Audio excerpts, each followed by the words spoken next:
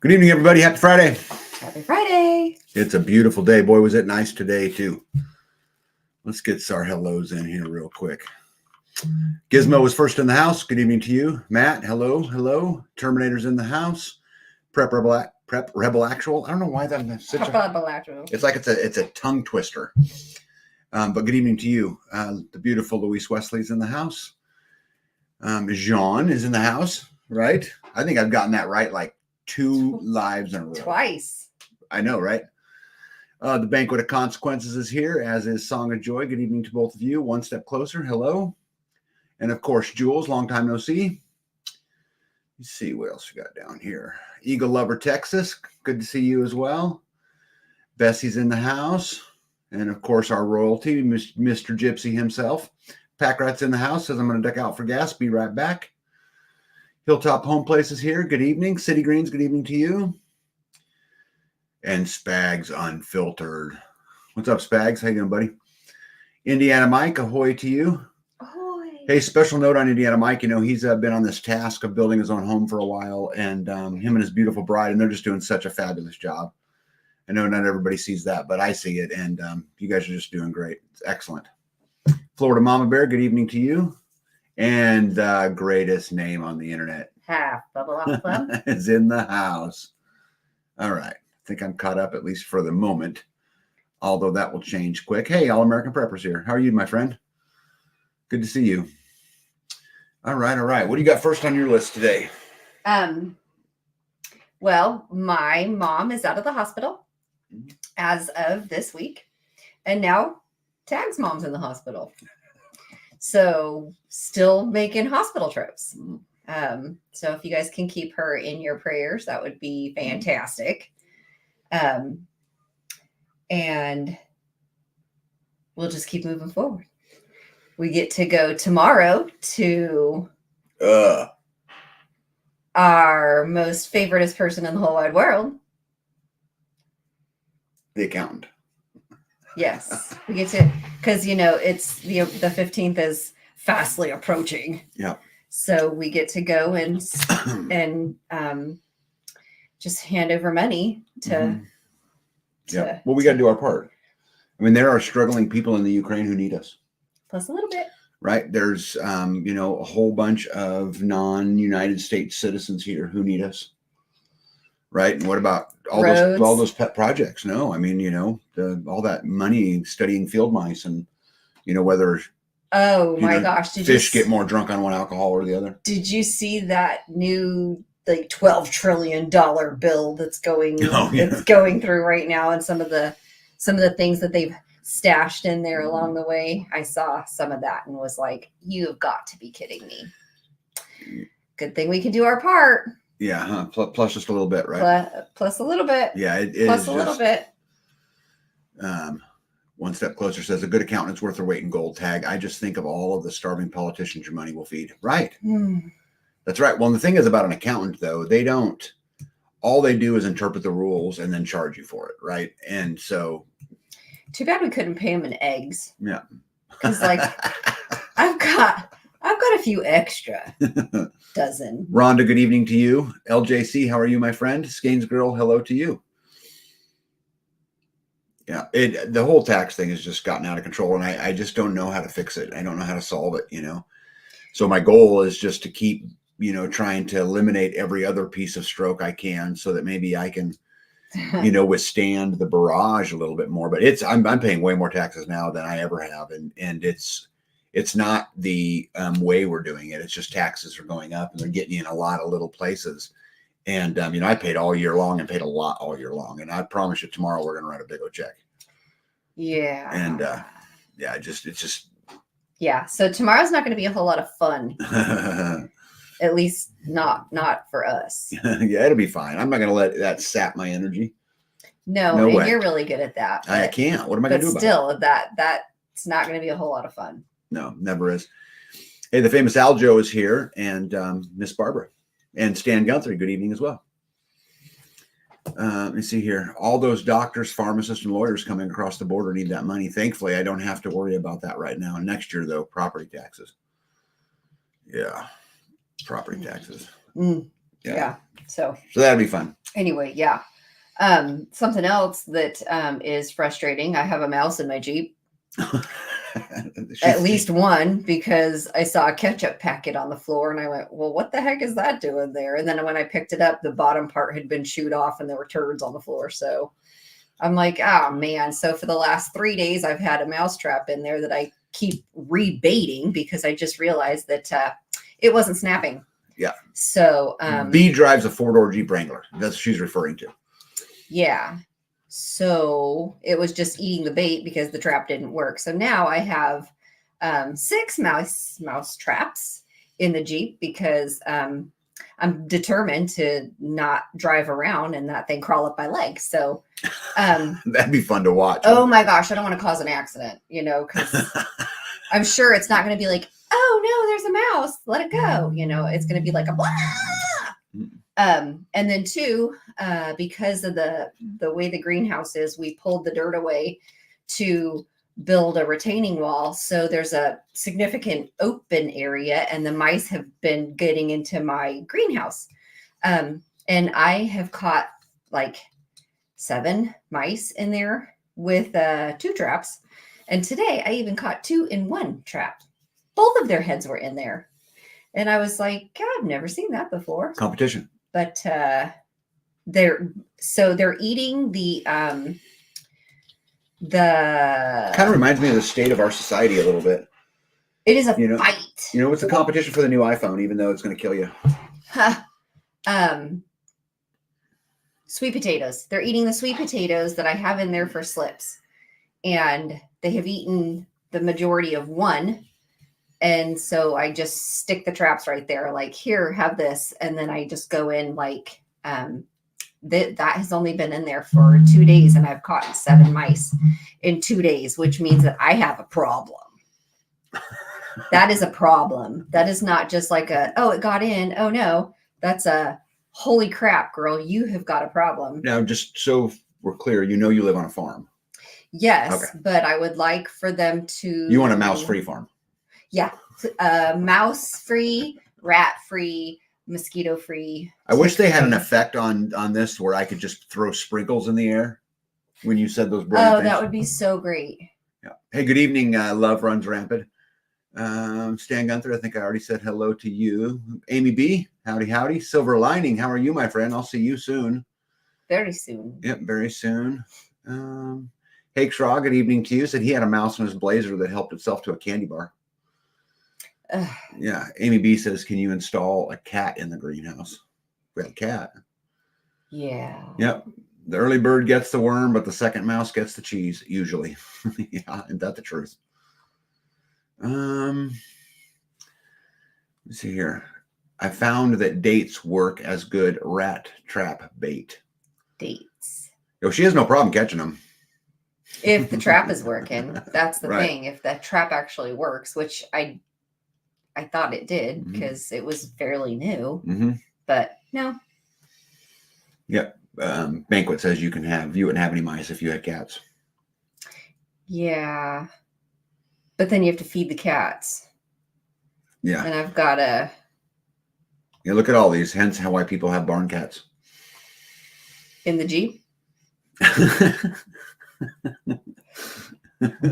Yeah, Eagle Lover. She's supposed to put a cat in her Jeep. I mean, the Jeep is parked at the front door. You would think that there would be no mice at the front. I mean, there's no trees right there. There's no brush. There's nowhere to hide. So we're still getting a significant amount of ticks too. So gotta love spring. Rabid Coyote, good evening to you. Who else did I miss here along the way? Vicky Poland, welcome. Did I miss anybody in there? I don't think so. I think that's all. Okay, cool. So we got Skanes Girl says to put a sticky trap in there. So my only thing about a sticky trap is that if it's a significant size of mouse, it might drag it like under the seat and stick the sticky trap to something that I didn't want. So I thought about that, but then did not want to have a big problem later. Carrie Davis, good evening to you. Matt had a great thing. He said, We used to do rat hunts in my grandparents' farm back in the day. Garden tools can make quick work of a rat if you're quick. Yeah. Yeah, and Eagle Lover says you won't have to feed them if you're feeding them mice. I hope that I don't have that many mice. Amy but says, apparently I do. Amy says, well, guineas eat mice. They could double with ticks. So chickens eat mice. Turkeys eat mice.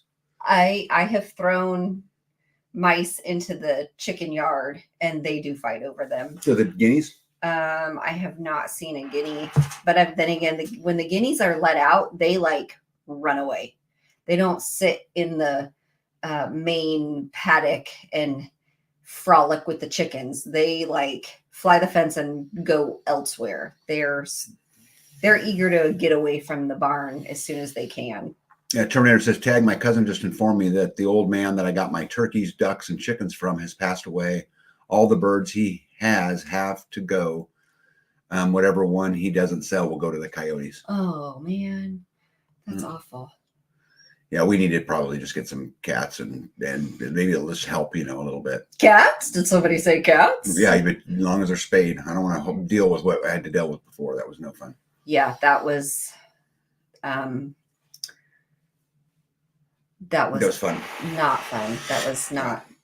They all were sick and they were all feral. Yeah. And did your dad had barn cats? Could he touch them? Oh yeah. He could pet them. And they were. They were kind. They weren't feral. They didn't hiss at you when you walked up there. No, he just starved them.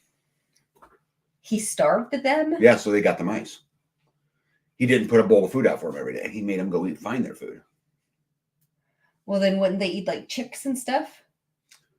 Wouldn't they eat? I don't remember them eating chicks, but it'd been a long time, so. You would think too that they would get into like the horse feed or whatever. What did your dad feed horses? Alfalfa. Oh. Oats. I don't know. Do mice eat those things? Yeah. Hey, Nurse Wang, welcome. Hello. Hickshaw says he did discover that chipmunks love rat poison and it doesn't seem to bother them. Ooh. And rat poison is usually some pretty good stuff. Yeah, I don't set poison out because I don't want them to get away and then the dogs to get them and then got a sick dog. And I've already got one dog with an eye infection and 2 dogs with eye infections. The one's on oral antibiotics and one's on cream antibiotics. So, my gosh. Rabbit Coyote says sometimes barn cats will eat a chick or two. Yeah, see, that's what I was thinking. Especially if they're starving, then that might be an issue. Yeah. Here, let me. What do you got? Are you still on the topic? Well, no, go ahead. Okay. I was just going to let everybody know that if you guys remember, I posted a video and talked about a video a while ago about the sheriff in Ohio that talked about the FBI director, Ray, who told him that, there was, they felt like a terrorist attack was imminent. And, there's a lot of talk about that, right? Yeah. Well, the FBI actually released a bulletin today, said for the next 7 days, law enforcement to advise people to stay out of large gatherings, and that the evidence is very credible and the red flags are greater than it was during the time of 9/11. 2 things though that really, really stood out to me. Justine, good evening to you. A couple things that really stood out to me in it is that they purposely named ISIS as the potential, terrorist, which that's super fascinating to me. I mean, is that because they want to go back to Afghanistan? Who knows? But then I also found it interesting that Lindsey Graham came out and said that we should hit Afghanistan now. And so I don't know what relevancy they would think, Afghanistan is to the fight in Israel and the Ukraine, and it's all over there in the same area, or why they're pushing that so hard, or maybe it really is. But there's a lot of warnings right now, guys, from a lot of law enforcement agencies over this next week or two to stay out of public places. So I just want to make sure I said that before I lost it and got too far into the live. Do with that information whatever you will. Did they they said 7 days? They said specifically this next week or two. And so, yeah, Hippocrates says if they're warning you, then they are the threat, which is even scarier because that means it's, probably real, right? Hey, Gregory, happy Friday to you. Carrie Davis had a good point up here. She said, we used Jiffy cornbread mix with baking soda to kill the mice. That's right. Baking soda. Mm-hmm. I think Silver Lining was saying something about that. It makes them so they can't burp or something, or maybe they don't burp, and baking soda makes them die. Yeah, well, just figured I'd let y'all know, do what you will. Mary Michelle, good evening to you. Wilma Rock says, I'm here. How you doing, Wilma Rock? Welcome. Yeah. A couple other really quick notes. We have someone in the community that are going to be grandparents again, right?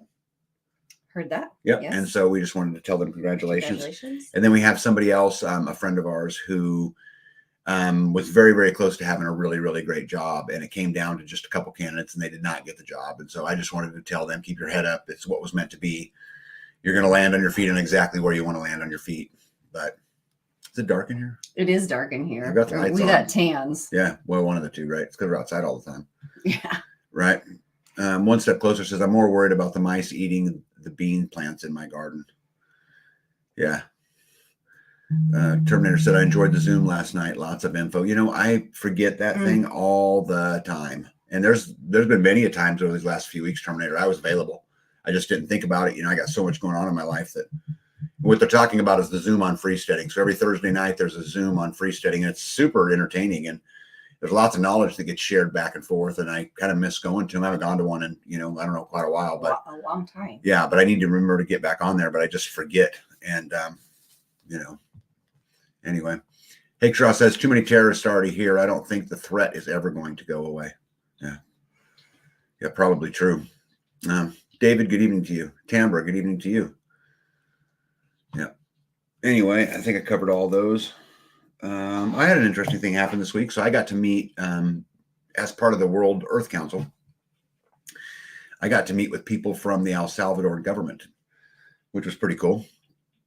Representatives of it to talk about food forests and prisons and schools. And, some of the transformations that they would like to make. And so there's some big proposals going on. But actually, there's a proposal going on in Saudi Arabia, El Salvador, and Ecuador. These other countries who are having some of those conversations. So that was a really cool meeting for me. I didn't participate in it a lot. I really listened more than I talked. Probably hard for you guys to imagine that, huh? But anyway. No, not you. Yeah, Rabbit Coyote said I did not know about that in freesteading. Yeah, if you go on the activity feed right at 7:00 on Thursday, a link pops up and it takes you to a big Zoom meeting hosted by our one and only instigator, and so you can get in there and have lots of chat. But it's really, really cool. And then you get to see each other. Yeah, Terminator said I'm gonna have to juggle your memory. Yeah, I would. A text would be great, but although it is not your responsibility to remind me that I need to get on that Zoom, I need to do it. But it's just been super, super busy. There was just something going on earlier between Iran and Israel. I think Iran sent a nuke at Israel. Well, I have not seen, if they sent a nuke at Israel, then there is no denying we're in World War III. Now, I know that they have threatened lots of things, and I know that the Israeli government is saying that an attack is imminent. The American government is saying attack is imminent, and it's a big old, shit sandwich. The whole thing is there's just no part of it that's good. There's no part of really much of what we're dealing with from a federal level that's exciting, to talk about. There's plenty good going on in our movements, but just not there. But I did not read about that.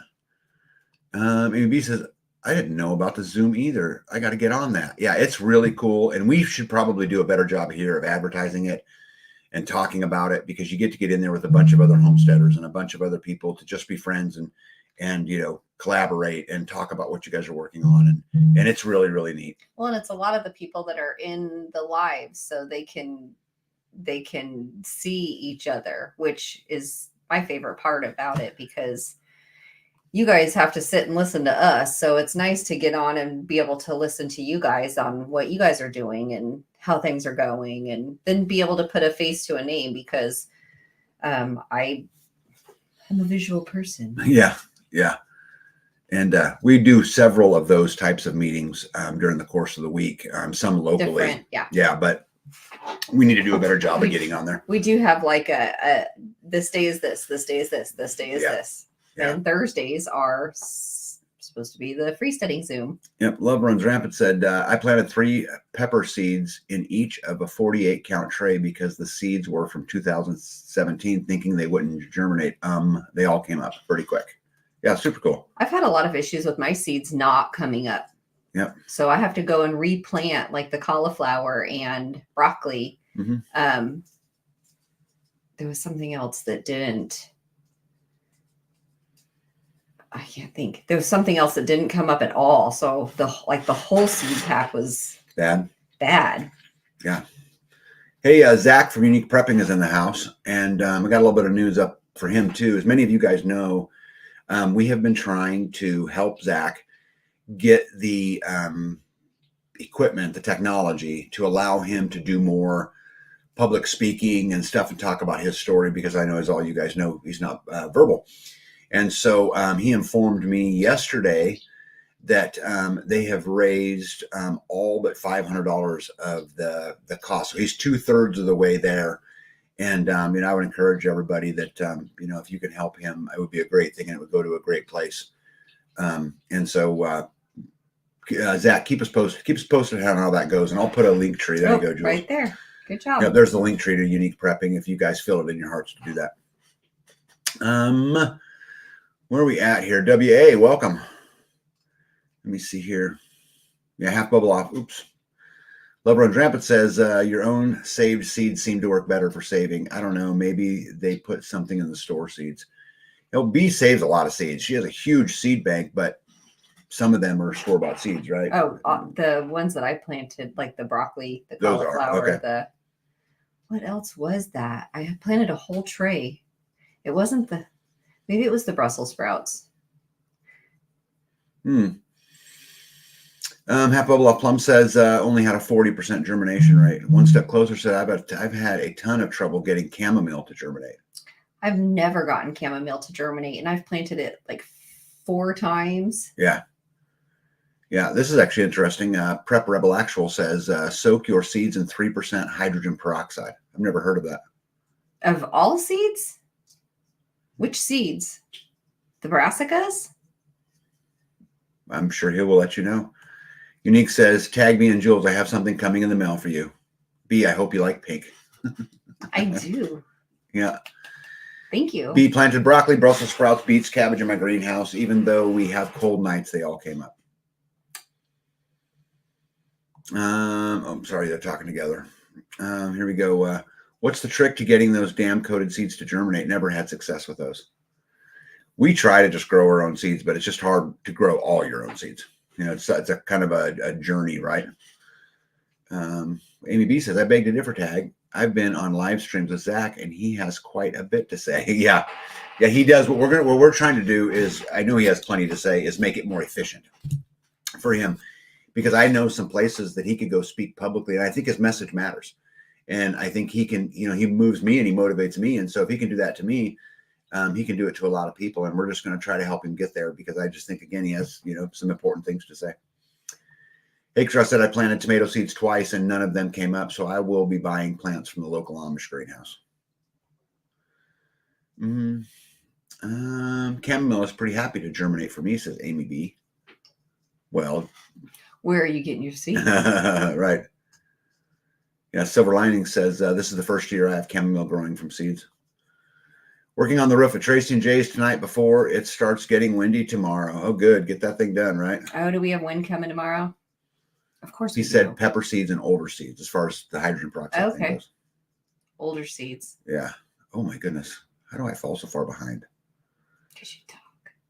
Yeah, Johnny says YouTube is deleting my comments again. They don't like you, Johnny. Guys, you won't believe some of the hurdles we go through on YouTube. I just ignore them. I have so many other important things to do than pay attention to YouTube. Let me see here. Oh my goodness. Guess I'll just start right there. B, my prepper seeds, I used the paper towel method, put them in baggies behind my cook stove, and they are all sprouted within 4 days. I buy all my seeds from Haas because they're a Southern company. Yeah, I'd say when we buy seeds, we like to get them from the Buffalo Seed Company because, again, they're local to us. And boom, an ad. All right. You got anything else? You want me to just keep it trucking? Well, the next thing was the footers. Okay, you want to show some? Yeah. So we poured the footers. You want to tell them what we did? We poured the footers. Is there anything more to it than that? We poured 3 of the footers. Yes, we poured 120 feet of footers. Mm-hmm. Right. 14 yards. Yep, 14 yards. We got 14 yards. It didn't take 14 yards. No, but there was some benefit to that, right? Yeah.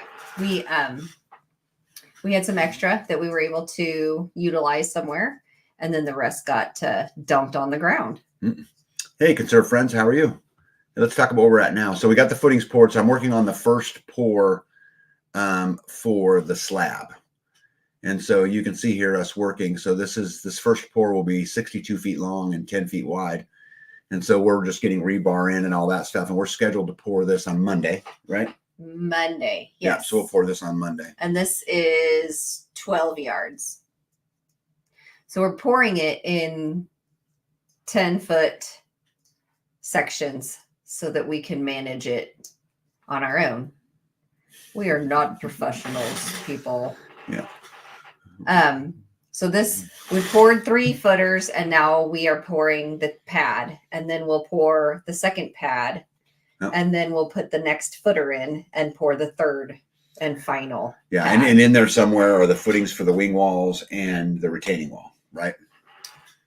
Yes. You know, and then eventually for the pillars out front. Yeah, Mario says, I found the best way to grow a garden and plant seeds is to marry Jen Capone. Mm-hmm. Yeah. Well, Mario, good evening to you, my friend. We're not looking for another wife, but we would love to have her as a neighbor. Oh, that's interesting. Rabid Coyote says, I'll have to post on freesteading the tomatoes I planted during the eclipse this Monday. It's interesting. Yeah. You should. Yeah. See if I got another picture in here. I think I got one more, maybe. Oh, no. Let's just get rid of that. Yeah, you do. Yeah, I do, but I'm just going to have to skip around here a little bit, so I got to find my slide. Okay, right there, because Gregory wants to know, how did the planters turn out? Well, there's one right there. So that is, I haven't, ground the top and made it smooth or anything, but that's something you do with a little bit excess concrete, is you can make things. It looks small. It's not 8 feet long, 3 feet wide, and 2 feet deep. So tall. Yeah. Yeah. What's sitting along the edge there are the screws that came out of the forms. The forms, yeah. But what a great way to use excess concrete. Yes. You end up with some really hardy planting boxes. Yes. I mean, you're going to have a hard time hurting these Hopefully things. We could pick that up with the skid loader and take it over to the community building and put it someplace nice and plant some flowers in it. Johnny says, I have respect. I have to respect a woman who can speak yards of concrete. Mm-hmm. I've learned a little bit along the way. Yep. So, and I actually like on this, because he used the plywood forms, it actually has a texture on the outside. You can't really see it very well, but I think it's beautiful. I'm going to grind the top of it down a little bit because you can see where there was some sinkage and it's a little concaved. Yeah. I was banging it around with the hammer, but the form on the ends kind of bulged a little bit and I didn't want to bulge it anymore. So I stopped. So I'll take the grinder and make that a little bit smoother so anybody that props their bottom on it can not get snagged too bad. Yeah. Jules wants to know if I need help on Monday. You're welcome to come anytime. Like I've let people know that I have lots of help that's coming, but anybody's more than welcome to come and we'll learn concrete together. Do you say lots? Yeah. Amy wants to know, has anyone grown wine cap mushroom? Just got spawned today. I have not. You're not a big mushroom guy, so No. it's hard for me to grow something that I know that he's going to resist me on. Yeah. Like Brussels sprouts. Although I love them, he will not eat them. Not even one.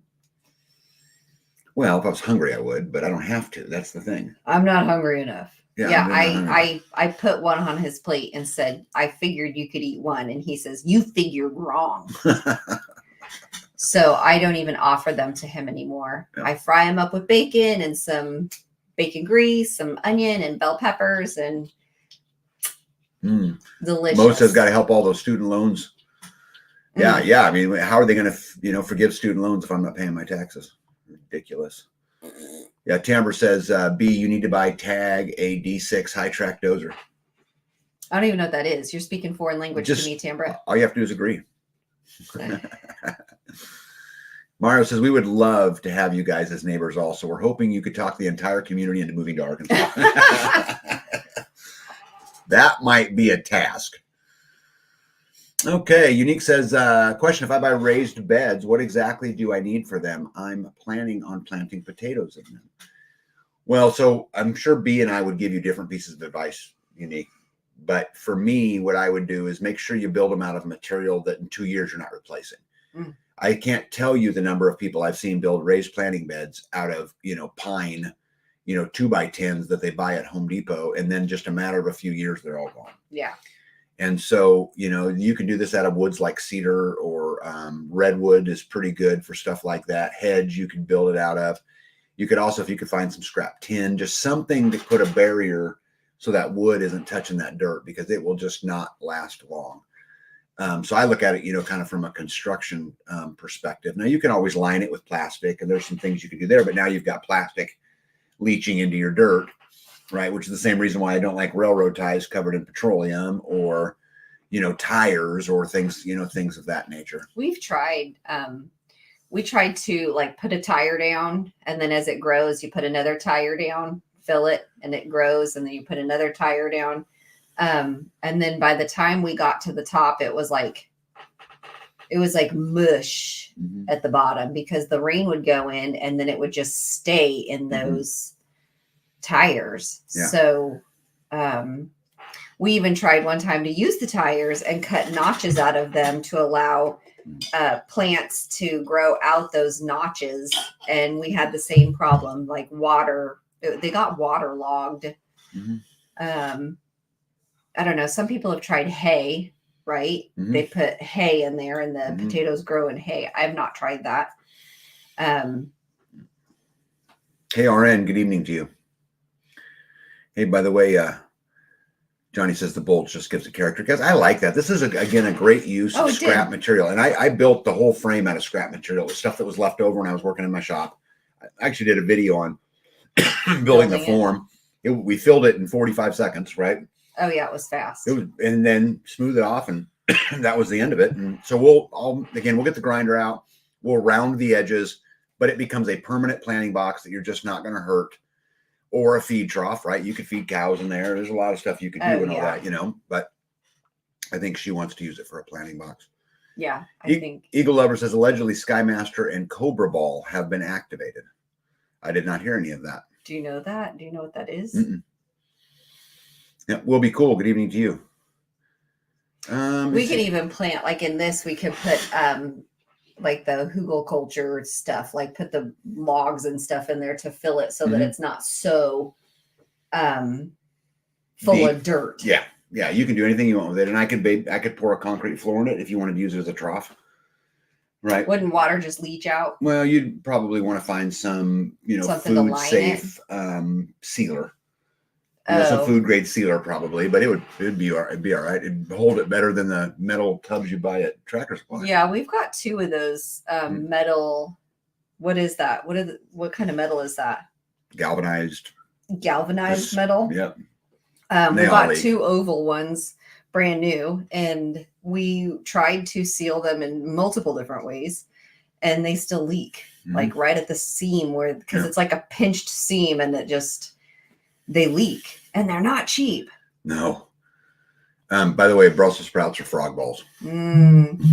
Hey, look who we have in the house. American Roots Farm. How are you guys, my friend? Hey. Yep. Hope we see you guys soon.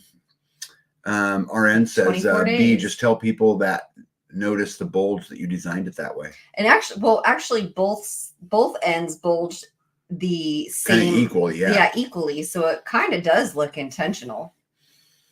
Yep. Gypsy says, Mario, I've already moved an entire farm from Tennessee. Not again. Yeah. So Mario, it looks like you and Jen just need to step up and, put on your big boy pants. And there's 10 acres.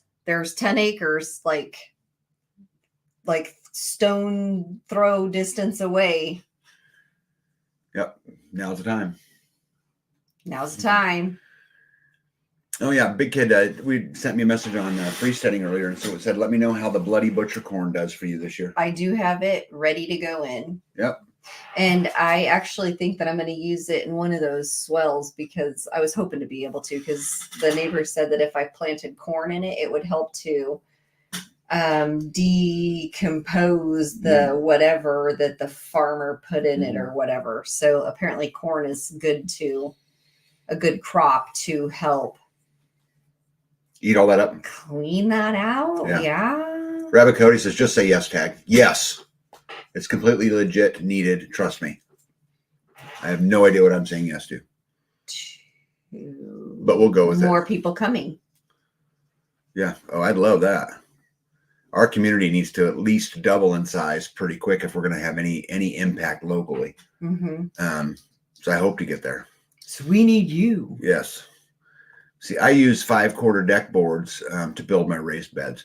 Yeah, and I've read studies that say that those 5-quarter deck boards, because they're treated, is okay, and others that say that it isn't, which is why I tend to stay away from them. It's just because of what's on them. Treated with the not food grade stuff. Yeah. Johnny says, reference to Unique's question, potatoes grow great in a really deep mulch pile. In Texas, plant them in early February. We usually plant them about St. Patrick's Day, right? Yeah. Yeah. Oh yeah, that's a great one. Tamber says scorch the boards and it makes them waterproof. Yep, that's a good way to deal with it. I just bought one of the metal raised beds on Scamazon. I figured it would last longer. Yeah, and it should, but they're going to rust too. This is why I love doing things like these concrete boxes. That's going to be there a long, long time. Yeah, as long as I don't hit it with the tractor. Yeah, but even then, it's pretty tough, So you just never know. Half Bubble Off Plum says we're growing potatoes in a field fence in the shape of a barrel. Well, that's cool. Oh, I've seen that. Yeah. There was a YouTube lady who did that. She's on freesteading. There was pictures because I clicked it and it went to her page. Who was that? I don't remember, but it would be under the garden section in freesteading. RN says you can make a raised bed using concrete blocks as long as you do not intend on moving it. That's a good solution too. I like stuff like this again because at the end of the day, it's excess concrete. I have never, or maybe it's just me, I'm not good enough to order the exact amount of concrete. The last drip comes out and it's perfect. Yeah. You're either going to be under or over. So I usually always order, especially in a larger pour, an extra half of a yard, just to make sure that I have enough for my calculations. And this is a case, this is what you get by ordering that extra. Well, you weren't going to order the extra. The first guy said, yes. The first truck driver said, how many yards did you order? And you said 13. Yes. And he said, you're not going to have enough. Yeah. And so we added a yard, called them and said, hey, on that next truck, can you add an extra yard? Yeah. So it is a full 14. Yeah. And they said, yes, absolutely. Of course they did. Right. Yeah. And that's what got you a planning box. So, because clearly my 13 was accurate. I don't know. Do you know how many yards this planter held? No, I do actually. It's about a half a yard, but then I poured another half yard on the ground. Yeah. And I don't understand. So he said to dump it, in the yard, and most of the time how I've seen it done and all of the projects that we did, the concrete driver would stop and dump it into a pile. Even though we were hoping to dump it into a tractor bucket because, somebody came over so we could pour it in there, but he was in a hurry. So he opened the valve and drove up the driveway. So it the concrete was all the way up. We had a big long row. So sorry guys, I forget to remove those pictures sometimes. Gregory says put bentonite in the bottom for a water trough to seal. That's actually a good idea.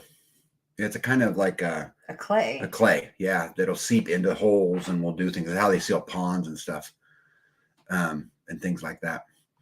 In about 6 weeks, we could be frost free and to begin planting.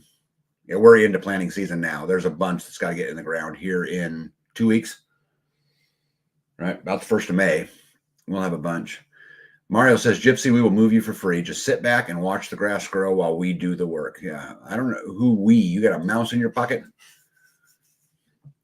I couldn't imagine going through this again. He must have a crew down there. Yeah. No potato bags for me. I successfully grew potatoes in Arizona in a raised bed. The bags grew nothing. Yeah.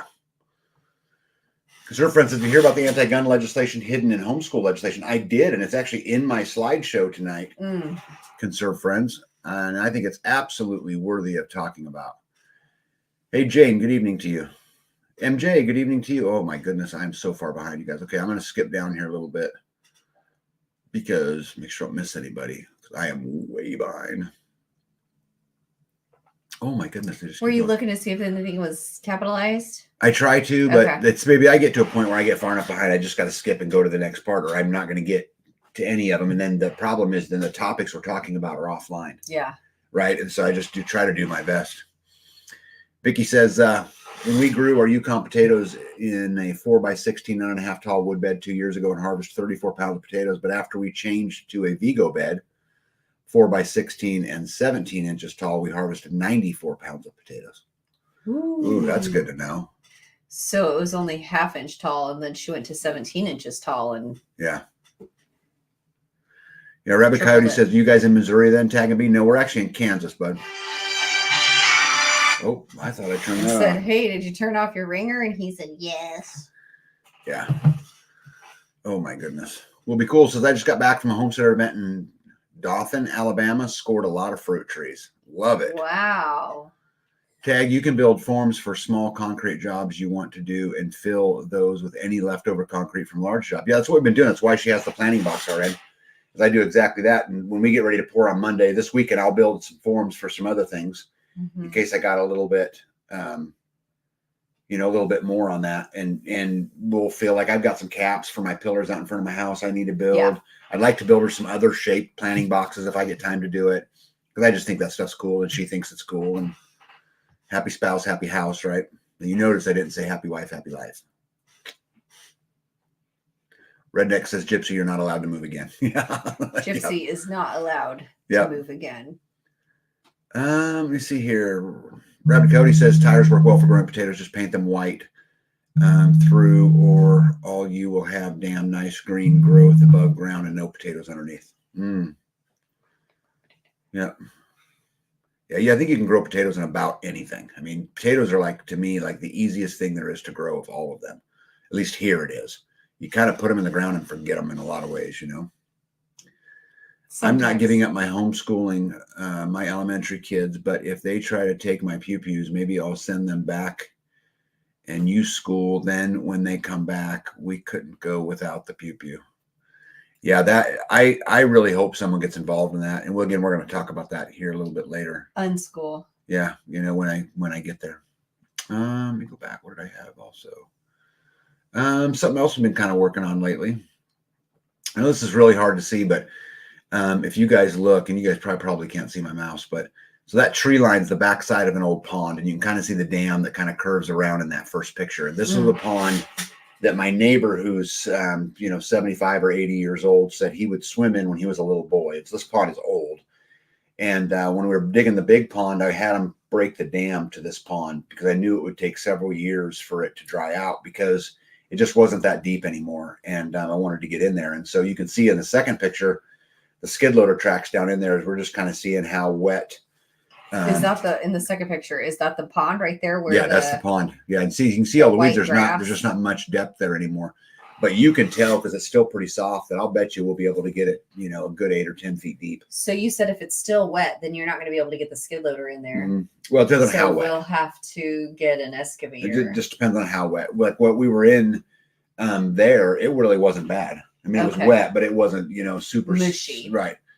And so we're going to dig this pond out. And part of the reason why I wanted to go down and check it out is because I've got a couple places in my field that I really want to put dirt.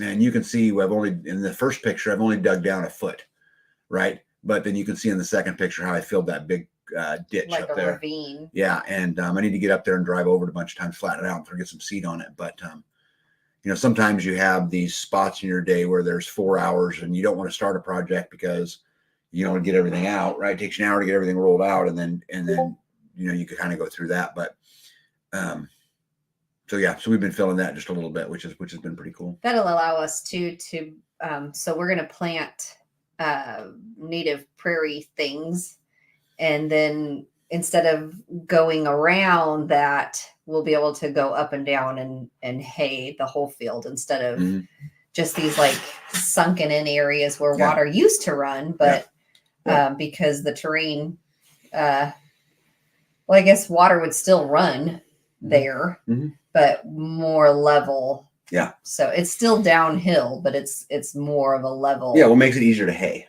Yeah. Instead of, hitting, some of those kind of things. Rabbit Cody says, I've been sending a lot of emails and phone calls to my reps here in Missouri to let them know exactly what I think. Good for you. Keep doing that. Conserve Friend says, you put a drain hole in the bottom of the planter so it doesn't crack when freezing during winter.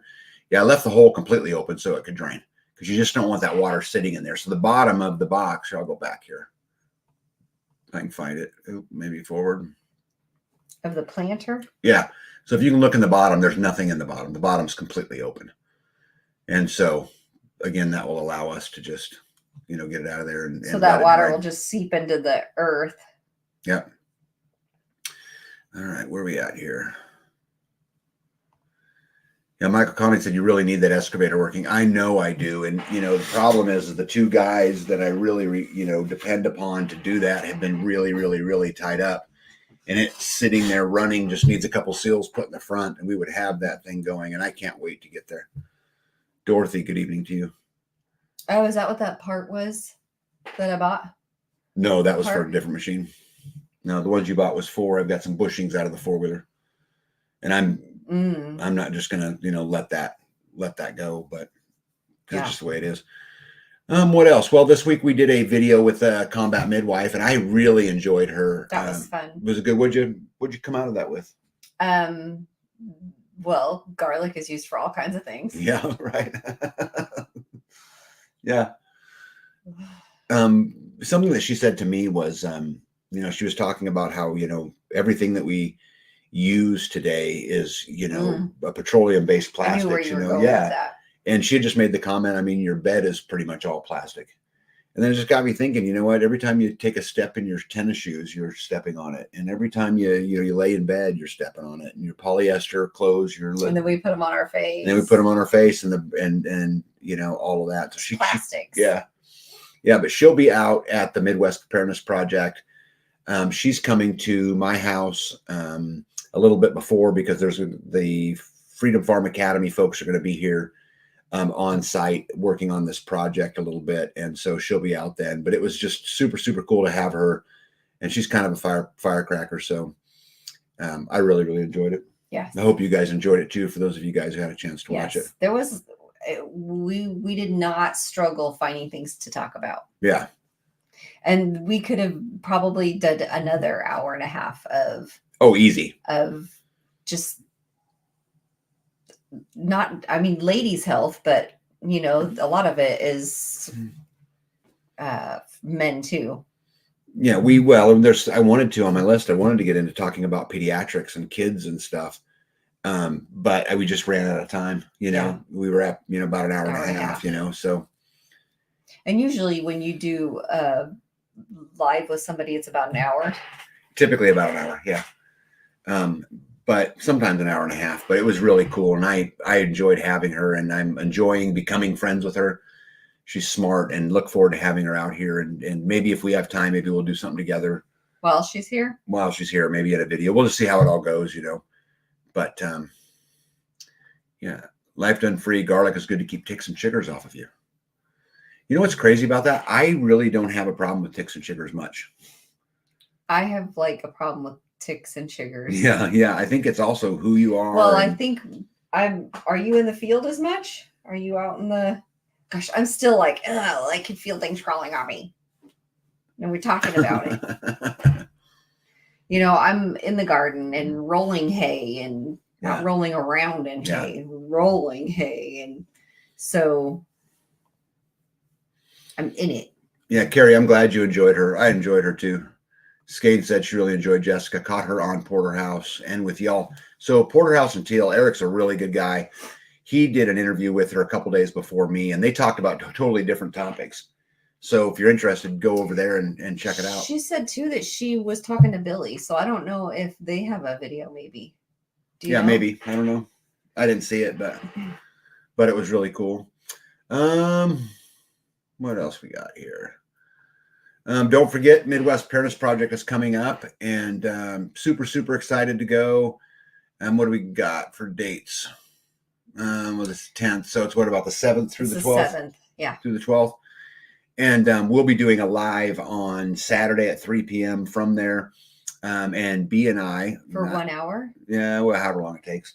What we're going to talk a little bit about is not a little bit, the whole thing. We're going to talk about community, a little bit about the history of the community, and then some of the things that are going on in the community. I'm hoping to introduce you guys to a lot of different community members if they're willing, right? Because obviously I wouldn't force them to do that. So are we going to do a Friday live and then a Saturday live? No. So on Saturday, May 11th, the Friday before, which would be Friday, May the 10th, we will not be doing a live. Right. So tune in on Saturday. May 11th. We are going to be giving away 2 really cool prizes one to the audience who's listening on the live, and 1 to the people who are in the audience. And it's big and cool. And I don't know that I should say what it is because I haven't been given permission by the people who run the Midwest Preparedness Project to do that. But I know that. Are you talking about my item that I get to pick things? No. You're talking about the big thing. I'm talking about the big things. Yeah. So anyway, I hope to see you guys there. And I'd love for any of you guys that can come out. And, if you're looking for a family type environment festival, this is the one. It's not super structured. It's not, race to a class every 5 minutes. There's a lot of camaraderie and a lot of chit chat and a lot of eating, a lot of having fun that goes on. And then some random classes mixed in there, but yeah. And they have kids classes. They have adult classes. If you don't want to take them, you can just sit aside and chit chat with others. Yeah. But I encourage you to get up and talk to people. Well, you got to be intentional. You'll never find what you're looking for without it, right?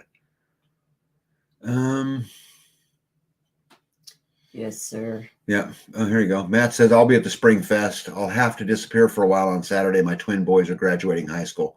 Oh, cool. Good job. You should disappear for that time and make sure you tell them from the Whole Life Done Free family that congratulations from graduating high school. And it's just about time to embrace the suck.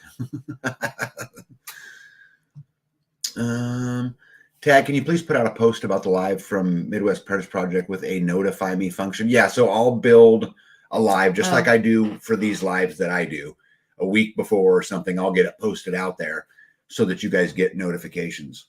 But I'll make sure it gets out there 100% MEB. I have my moderator shirt for the MPP live stream. Oh, cool. How cool is that? I love that. So we're super excited about going. Again, I can't wait. It's going to be a great break for us. We're going to be able to chill a little bit. Also, I'll have Lindsay Brandon, which is the head of design for Food Forest Abundance, will be with me. And she's going to be speaking Saturday or Friday. I think she's speaking Saturday to talk a little bit about, food forests and permaculture and those kind of things. And she's a pretty dynamic speaker. So I think you guys will really enjoy her. Matt says, will do. Wyatt is going to apply for Polypace Farms 2025 apprenticeship. Hey, Matt, you need to come see me. Oh. Before you do that, you come see me because I have, great connections to Joel. And, I serve on a committee with him. And so come see me first and let's see if I can help you out with that a little bit, if that's something he truly wants to do. Okay.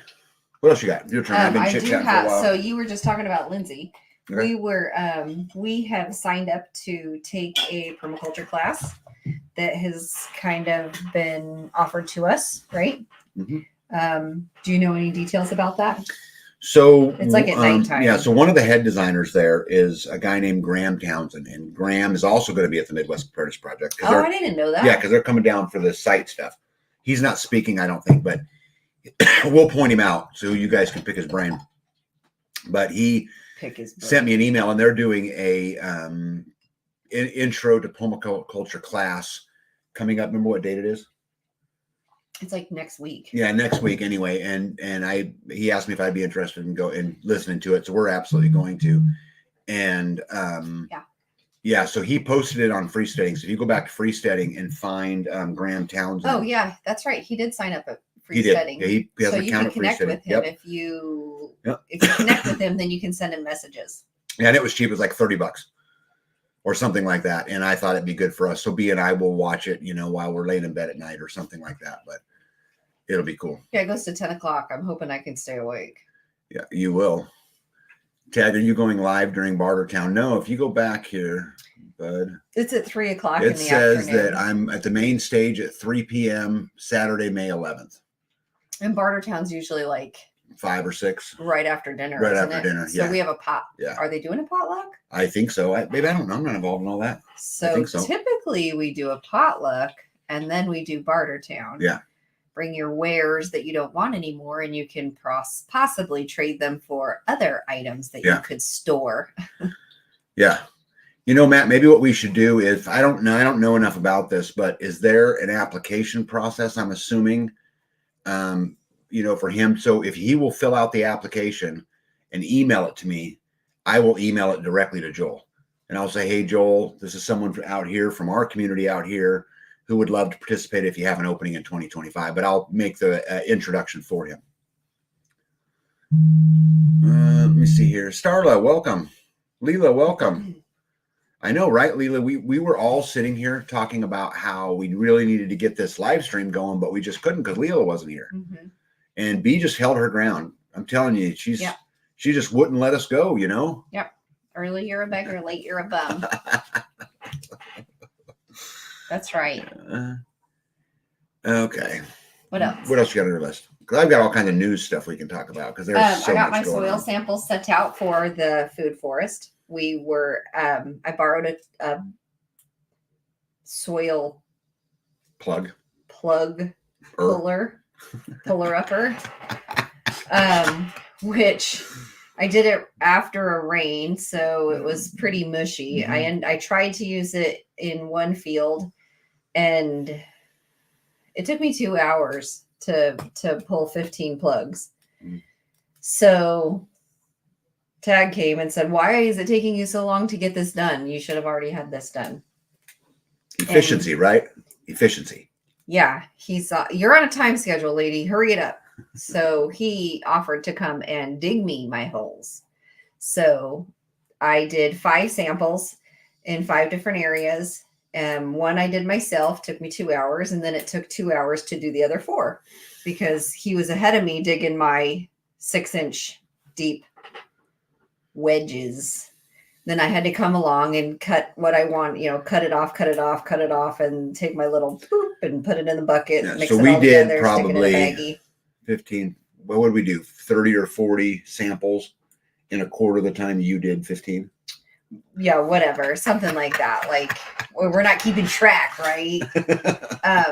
So apparently I'm keeping track. I got those all sent out to Ohio, and we're waiting for our results of whatever. We were offered like 5 different options of like the basic sample test and then like complete sample test. So I guess I figured if I'm going to take the dirt and I'm going to send it in, I might as well get all of the information that I could possibly get from their studies.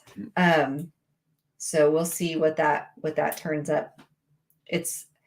I'm anxious to see what it says, because there are areas that we have planted things that we're just like, why isn't nothing growing? Mm-hmm. So that'll tell us a lot about what's going on. Mm-hmm. Tamara says, I hope I can make it to the Midwest Parents Project. Well, Tamara, I'd love to meet you. Tamara has been someone who's been part of the channel a long, long time, but she has also been someone who has consistently told me to be nice to B and to quit picking on B. Now, I'll tell you, it's never slowed me down, but she has consistently said that. Yeah. Somebody's got to keep you in line. Did anyone hear about the homeschooling with prepared homes? Oh yeah, I've got a whole bunch of information on that as we get into it. Maybe we should just get rolling with all that stuff, huh? But yep, You want to? You're running out of time, buddy. Yeah, so this was pretty interesting. So this is Berry County Sheriff's Officer, which is for any of you guys out there who are from New Mexico.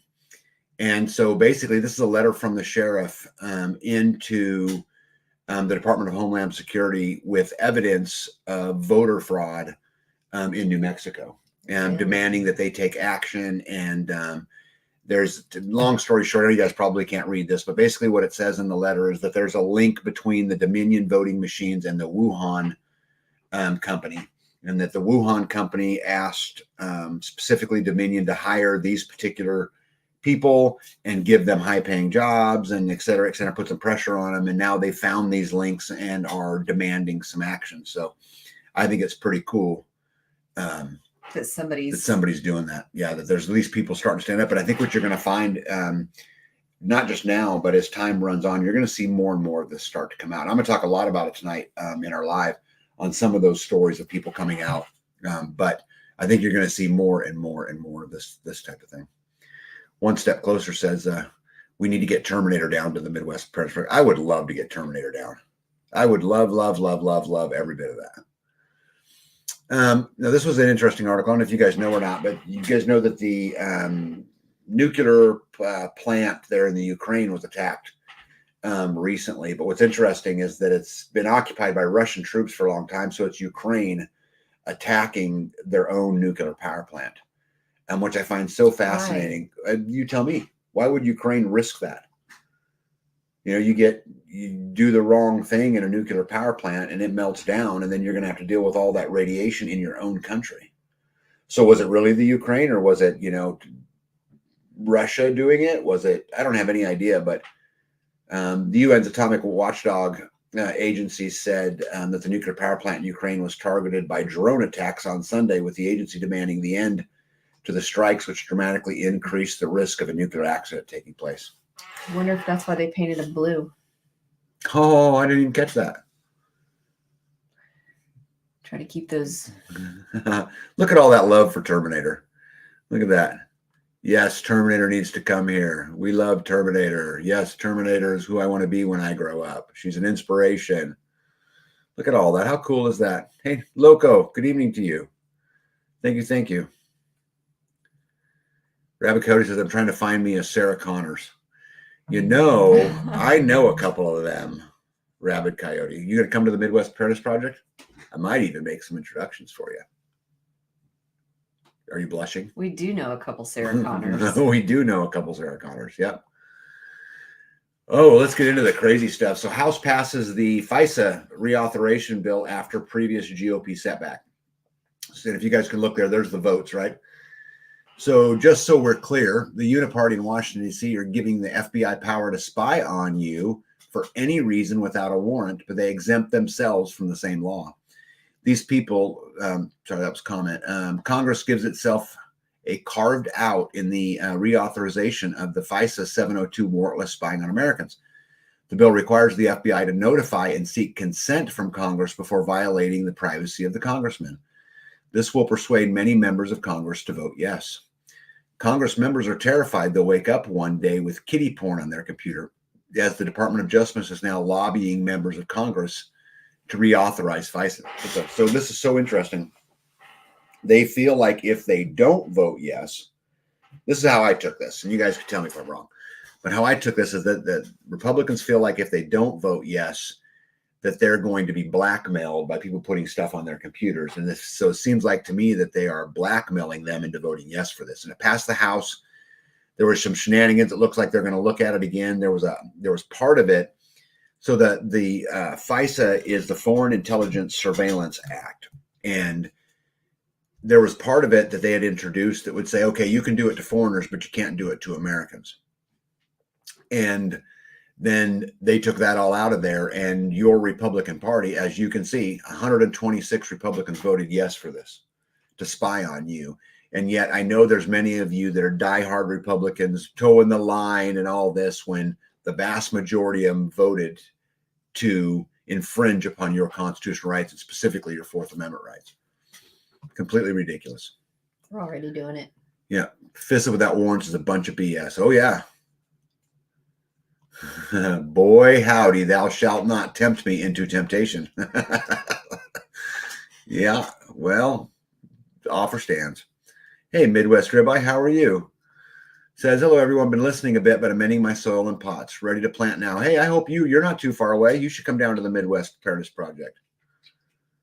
Yeah. Let me see here. Someone put out in a memo this afternoon that the Fourth Amendment is a threat to national security. All right, guys, they're going to start attacking all of that stuff.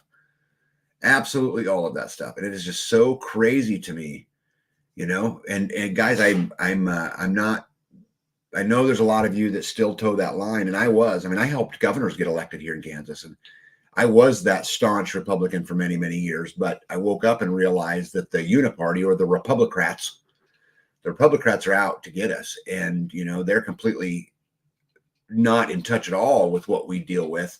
And they need to be replaced, all of them. And in fact, Uniparty. The Uniparty, yeah.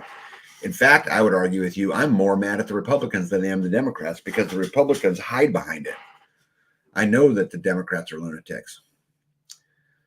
I'm a conservative American. The parties all are all for show and distraction. Could not agree more. Dilly dilly. Yeah, dilly dilly. Yep, doing great. Just went to Homesteaders of Iowa Expo last week and met some wonderful folks. Good for you. Mo says the entire Bill of Rights is a threat to national security as intended. There you go. Yep, and I want to just stress the final part of what Mo said, as intended. Yep, Rep Cody says term limits. Yeah, good luck with that. I would love to see that, but it ain't ever going to happen. There's something wrong with all of them. Yeah, there is. Again, guys, I was a staunch Republican for a long time. Those days are over for me. I'm not doing it. I'm not giving them my money. I don't even want to register as a Republican, so they think they have my vote. I'd almost rather register as a what are you going to register as? As an unaffiliated, as an independent, right? Let me see here. Elected officials, Congress should have expected to endure blackmail and to proceed, though. And they did. They absolutely did. This is a complete bunch of garbage. And this is, again, guys, this is one of the reasons why we don't want to be so electronically dependent, right? We want to make sure we can live a life without the internet and without those things. Absolutely crazy. What is this register thing? To register. Right. To register as a Republican or a Democrat or any of those kind of things. Yeah, and guys, I've said this on the channel many, many times. I no longer think there's a political solution to our federal problems. And I barely think that there's a political solution to our state problems. Ouch. Yeah, well, that's how I feel. Skanes Girl, I've never been affiliated with either party. That's why we need to yoke up. That's right, we do.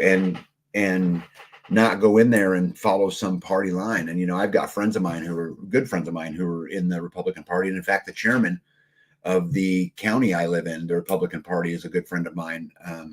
And I'm super happy that he has hope. But, the problem is you get into that kind of stuff, I feel like you have to toe a particular line and you can't be, who you need to be. But, maybe I'm wrong. What do you think? I don't think you are. I know. I hope you are. Not likely. So this is what they were talking about in the Missouri thing. So SB 727 makes it illegal to possess a firearm in a homeschool. And this is actually from... In a homeschool? Yeah. So basically what they're saying is that schools are no gun zones. Oh, come on. This is what the argument they're making. And they're saying that by Missouri's definition, a homeschooler is a school, and therefore it's a felony to possess a firearm. Can you believe that? Can you believe that? And then if you take the schooling out of the home and put it in the garage, then it wouldn't be a homeschool. Yeah, I don't know if that would fly or not. The garage is attached to the house. What if it's not? The barn. Yeah, maybe you could build a separate building, but this people need to stand up to this. That is crazy. Yeah, and one more rock hit it right on the head. That shows they believe school is a government. Yep. Then one step closer goes a step further to say here in Texas, they're arming teachers. Yep. Wow. Yeah, Monkeyworks says, I'm sorry, Conserve Friend says Monkeyworks on YouTube has shown military balloons at 80,000 feet spying on all of us. Yeah. See, they're already spying on us. Oh, Love Runs Rapid says he has it right. Here comes the one-room schoolhouses again. Right? And it'll be interesting to follow this story the rest of the way out. I cannot believe that you have so-called conservative politicians in Missouri support this crap. That is crazy. That is just insane. Yeah. But what isn't today? Right. I mean, we look at all kinds of things and go, that's crazy. That's crazy. That's crazy. I'm not. It's all a big pile of compost. Yeah. Rabbit Coyote says that's exactly the bullshit argument they're trying to make. And they also are offering up the BS of the local law enforcement will be able to choose how to enforce the law. See, that's a whole nother problem all to itself. There should be no choice on how to enforce the law. Just absolutely insane. And I can't believe that. It just shocks me that this is even, that anybody in a elected position would think in their brain that this makes any type of common sense. But in fairness, we are eating Tide Pods and we don't know what a woman is. So we're eating cancer meat. Right. Or cancer meat. And the Tide Pod thing, those were I don't even know the word. Those were people doing that to try to gain a euphoria, right? Isn't that why they were doing that? Didn't they get high off of that? Why were they eating Tide Pods? Yeah, it does something to you. I've never eaten a Tide Pod, so I don't know. Well, I don't know I don't remember why they said they were eating them. Yes. It wasn't because they wanted soap in their mouth. No, it was some experience. So,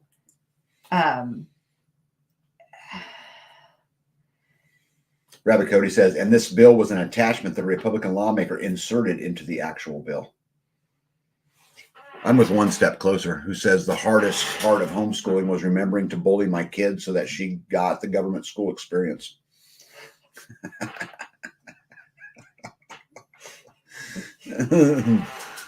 Absolutely crazy.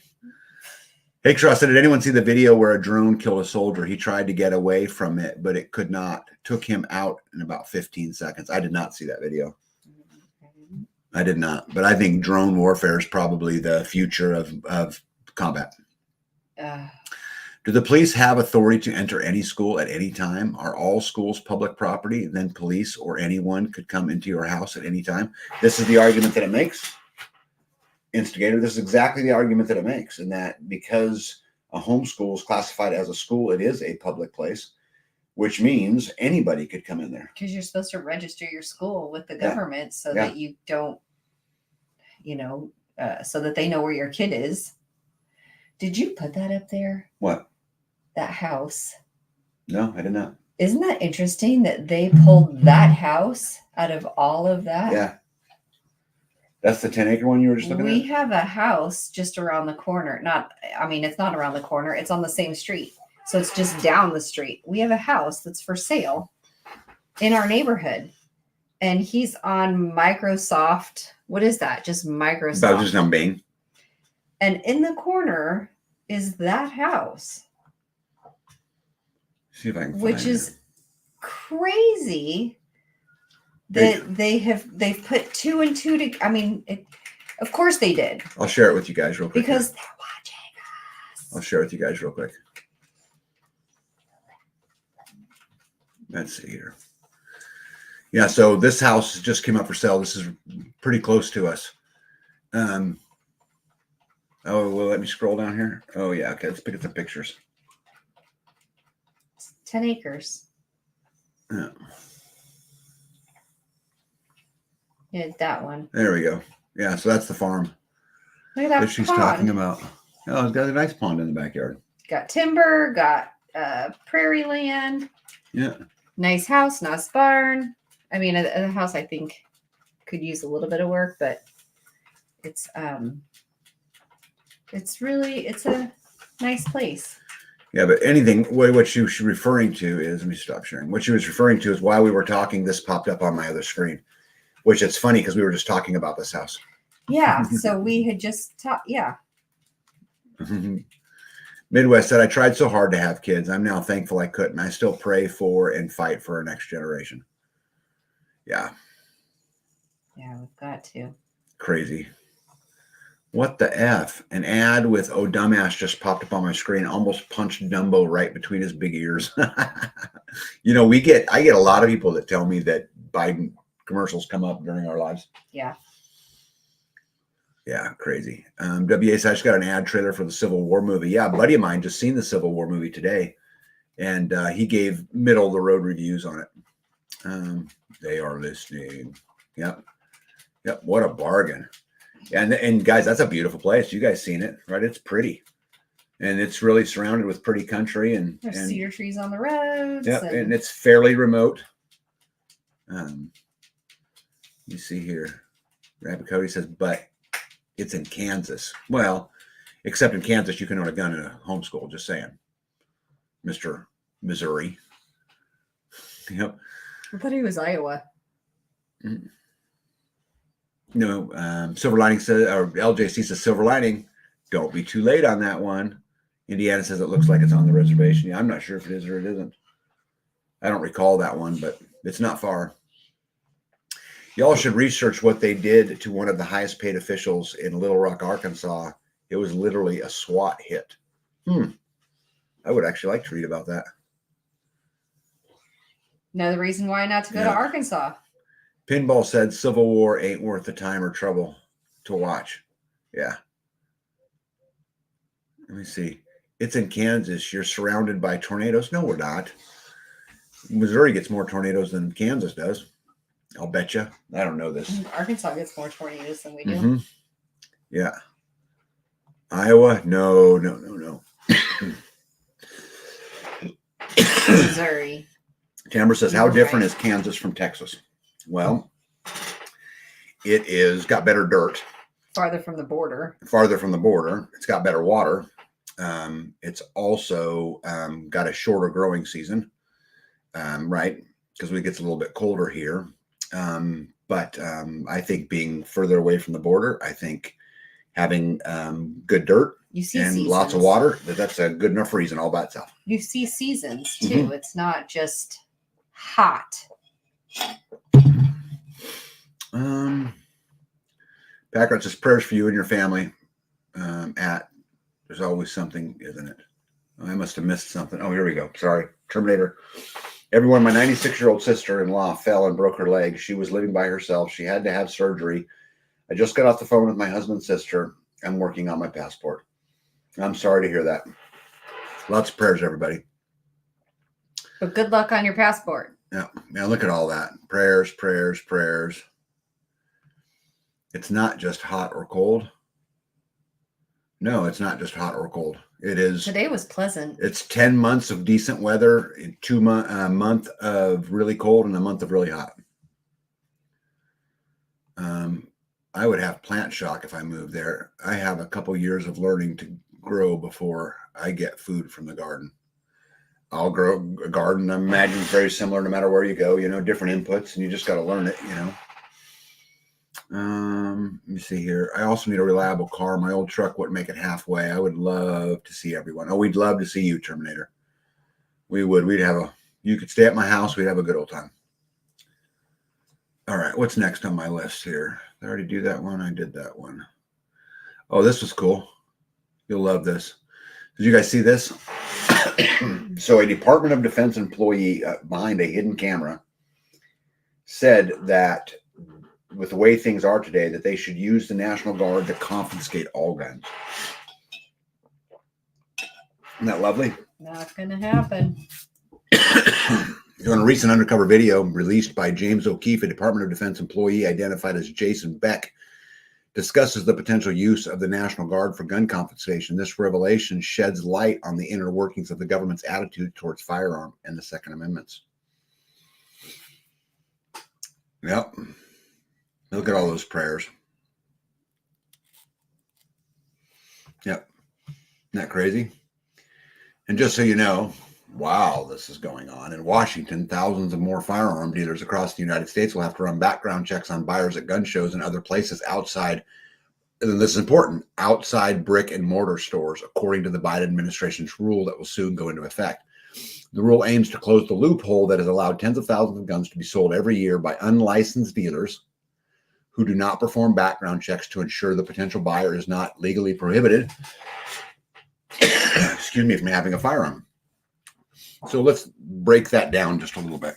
So an unlicensed dealer, that means it's a civilian. That's you and me, right? So what they're saying is that they're going to close the loophole of unlicensed dealers. Okay, so that is if I want to go sell a gun as a private owner, I would be considered an unlicensed dealer. Would you agree? Right? Well, you're not dealing them. If you're selling them, what's the difference? If I'm selling, if I am dealing them, if I'm selling one. You just have one that's to the sell. problem. Yeah, but this gets into interpretation, right? Just like what he says up here. He says buyers at a gun show or other places outside of a brick and mortar store. So that would be your house. Or a gas station. Right. The administration's latest efforts to combat gun violence is contentious election year. It's also an effort to show voters, especially younger ones, for whom gun violence deeply resonates, that the White House is trying to stop the deaths. This is going to keep guns out of the hands of domestic abusers and felons, President Biden said in a statement. And my administration is going to continue to do everything we possibly can to save lives. Congress needs to finish the job and pass universal background checks legislation now. So what I read out of this, if you're not selling it out of a brick and mortar store, and you still will need to, so if I wanted to sell it to my neighbor, this could be interpreted as I would have to run a background check in order to sell that. That's what it says to me. Can you just run a background check on somebody? Sure, you can pay for it. But what now you have to know. You have to know their social security number. Yeah, you'd have to get their information, but then you have to be able to interpret what that background says. I mean, we're not lawyers. How are we supposed to know what's right and what's not, and et cetera, et cetera? One Step Closer has it right. It says he must love losing in court. Yeah, because he's going to absolutely lose that one. Well, I hope, right? We say that. Right. We say that, but Missouri is, just introduced, legislation to make homeschools a felony if you have a gun in a homeschool. I mean, so who knows, right? Yep, full of lies. Oh my God, there is no gun show loophole. There is no gun show loophole. Just private sales. That is 100% correct. I've been to many, many gun shows, and there are not tables with unlicensed dealers selling guns. That's not how that works. What there is someone carrying a hunting rifle over their shoulder that says, with a stick down the barrel and a flag that says for sale. Yeah. Right? Hey, Pat, good evening. Well, I have a few for barter, no money. Right. Yep. Haas, I don't know how you would say that. Haas 14, good evening to you. Psalms 125, hello. You see here, rodents hate the smell of pine sol and peppermint oil. Put a paper towel soaked with pine sol into 2 Ziploc bags and place them in the console box of your vehicle. Also spray on rags underneath your seats. Pine sol. My ex-husband and I dealt at gun shows. I didn't sell modern pistols. The FFL dealers at the shows had to do a background check and send the gun to a local store for buyer pickup. So crazy. Or if you die and pass your guns to your kids, now it would be registered. Ooh, cha-ching. He's 100% right.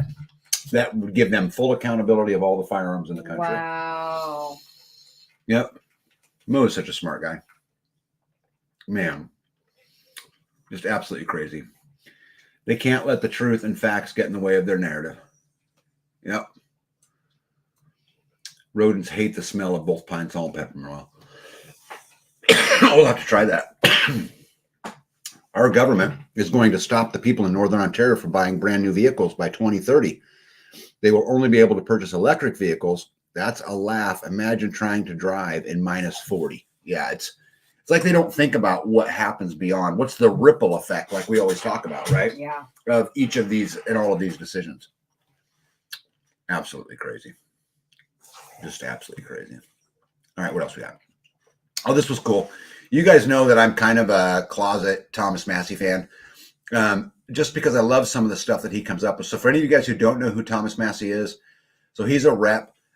He lives off grid, got a big solar system, all of these kind of things. But anyway, I thought I would read this to you guys. So this is a joint resolution proposing an amendment to the Constitution of the United States for the right for the people to grow food and to purchase food from the sources of their choice. So he introduced, which it'll never go anywhere, but he did introduce a amendment to the Constitution guaranteeing someone the right to grow and to produce and to acquire food at the sources of their choice. Isn't that crazy that he has to even do that? Yep. Absolutely crazy. Was he on a show showing his house? Yes. Okay. Yep. That's why he looks There's a big documentary about him. Yep. Mo is correct. I just watched a video on that this morning. Yep. Leela says, I can confirm we'll have to get to the rest of that. Thanks for leaving us hanging on the edge, Leela. Form a corporation that would then own the items. Corporations outlive people. Ownership doesn't change. Yeah, except here's the problem. I'm going to disagree with you here. We can do that. We can continue to band-aid the problem as they get us more and more and more and more and more in the corner until there's no options left. It's time to stand up and tell them no. I mean, how long are we going to retreat, Hippocrates? Respectfully, but how long are we going to back up? Kind of sounds like when some other countries got all the guns registered because of whatever BS they made up at the time. Yep. If I can't have a gun, I'll still have one or pitchfork. Yeah, just crazy. They already have a searchable database, which is illegal. Yeah. Love runs rampant says this far and no further. Yeah, and I know that that's hard, and I don't mean any disrespect, towards, Hippocrates at all. He's a super brilliant guy. It's just, to me, it's like, it's okay if they do that because then I can do this. And if it's okay, and you just keep getting yourself back to more and more and more and more and more and more and more. Right. At some point in time, we have to hold the line. Yeah, when are we going to hold the line? Right. Packrat said, I watched a coworker get his 2017 Leaf back, full purchase price from Nissan North America. Kudos on Nissan for customer satisfaction. However, the battery technology just ain't there. Except it took him, you say congratulations Nissan, except according to my calculation, it took him 7 years to get it back. Not an inch, right? Yeah. Easy to say, isn't it, Mo? It is. Yep. This week. Yeah, it seems like a long time to me, but maybe obviously I don't know the whole story. Okay. Let's get on to the positive stuff. Don't eat runny yolks. Health experts advise Americans to avoid eggs sunny side up because of bird flu fears. So you can have them scrambled and you can have them hard boiled. Yep. But no over easy, no soft boiled, no poached. Nope. Yep. You don't want no bird flu in there. Don't want no bird flu. And then I found it interesting that in Scotland, you'll get 6 months in jail or a £5,000 fine if you do not register that you keep even one chicken. Start September the 1st, 2024, and it's for your own good. 6 months in jail? Yeah, and a $5,000 fine if you don't register your chickens. Because of safety, right? In the Telegraph, which is in England, says chicken keepers must register to beat bird flu. Because obviously the solution to gun violence is register our guns. The solution to the bird flu is to register our animals, right? So crazy. Well, it's crazy that just registering them will beat the bird flu. It's amazing. Thank God. It's amazing. All you have to do is register them. Absolutely amazing. Then they're going to stay healthy. No, absolutely amazing. 3, government needs some discipline like a belligerent kid. No doubt.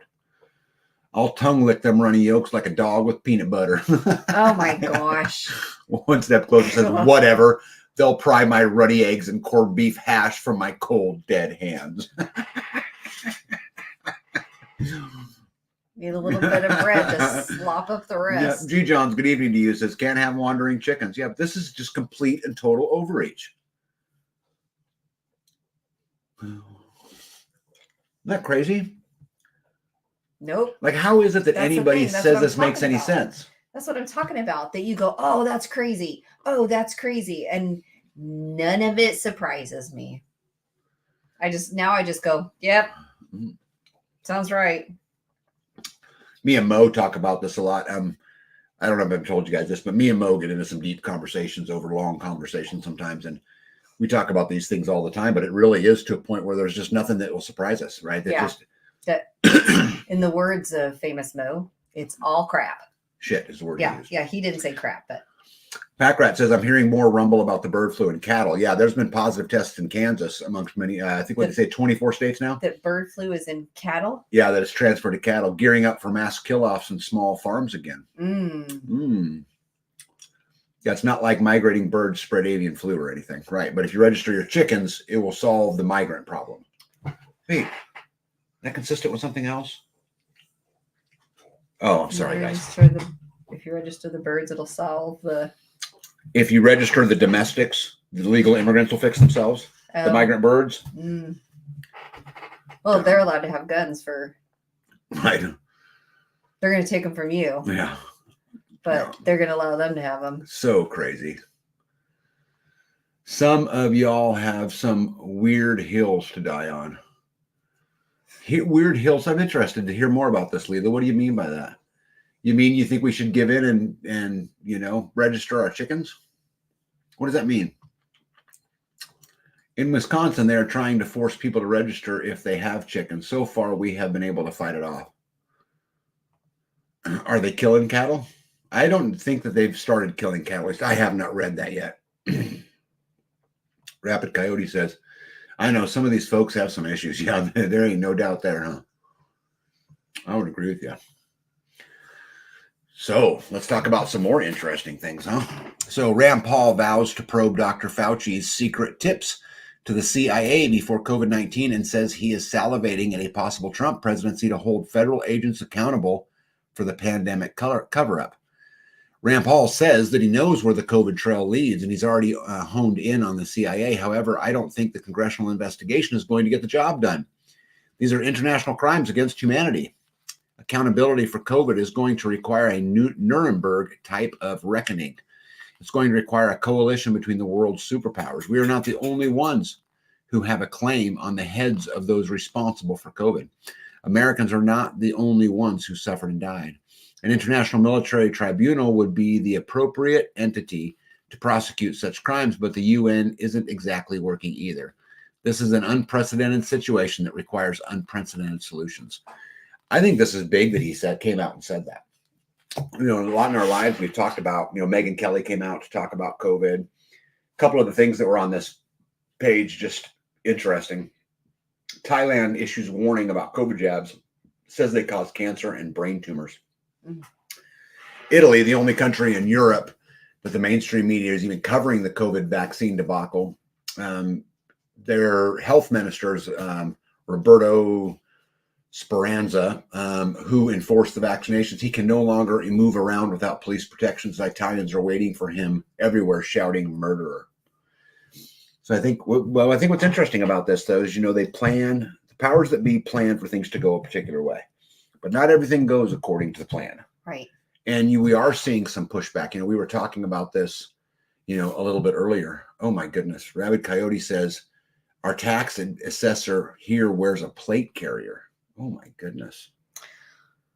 Wow. Yeah, runny egg on a Mullen Lavish flag. I would actually fly that.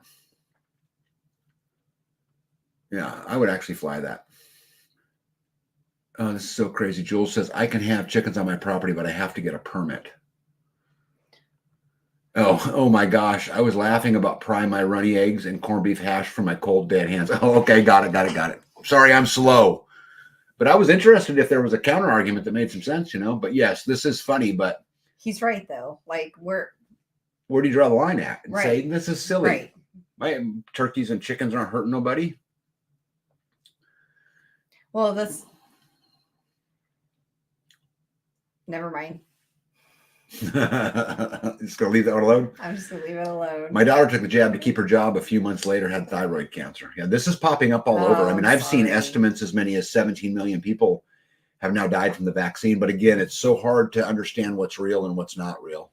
right? I mean, it's so hard to track it down. Let me see here. If he is reasonable with his assessments, he'll never have to load with plates. Yeah, the problem is those assessors, they get stuck in a box too. I've protested taxes at our county commissioner meetings, and they always say that's all mandated to them. That comes at the state level. And then the states will say that it's mandated at a federal level. Right? No, my accountant does not have a plate carrier.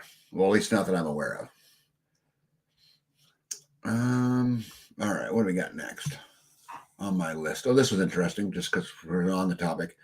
So let me go back to the other slide real quick. So this is talking about how, COVID, the problems with COVID and all that. And so I thought I would just research the mortality tables and see the life expectancy stuff that's going on. And this is a very interesting graph. So if you look, the red line is the United States, and look at the life expectancy. If you go back to right before 2020, the life expectancy was about 79 years. And right now it's about 76. So I got 76.1. It tells me right there. But if you look, the dark gray line, that's the average 2021. Huh? Yeah. Yeah, 2021. Wonder what it is in 2024. Yeah, the problem is it's just like many things. They don't get updated for, this is the newest information that I've seen. But what I find interesting is the comparable country average. So modernized world average is 82.4. I know it's just the leading cause of coincidence, huh? Isn't that crazy? A couple other interesting things I found. So Breitbart says that grocery prices are now 40% higher than they were in 2019, which if you counted that as 5 years, that would be, what's that, about 8% inflation per year. And if you counted as 4, it would be 10% inflation. But, we talk about the chickens, we talk about all the things. And if you control the food, this was quoted in this documentary that's coming out, you control the people. That's ultimately the end goal. All around the world, unelected globalist bodies like the World Economic Forum and UN are waging war against farmers in an attempt to seize control of the global food supply under the banner of UN Agenda 2030, as detailed in a must-watch new documentary titled No Farmers, No Food. Will you eat the bugs? Yeah. I want to watch that. And then I thought I would just share you guys that butter's $7 a pound. Yeah. For the Land O'Lakes. Yeah. But here's the good news. Do you guys notice anything about the Land O'Lakes butter? It might be $7, but it doesn't have a picture of an Indian on it. Right? Did it used to? Oh, yeah. Yep. Yeah. Historian William Hoagland will tell you about the revenue man that had his nose ground off with a grindstone and sent home a clear message during the Whiskey Rebellion. I'm getting emails from HR department of school telling me I have incomplete records that I need to take action. I did not get the jab, and it's been 1.5 years, and they're still harassing me. Yeah, not for long, huh?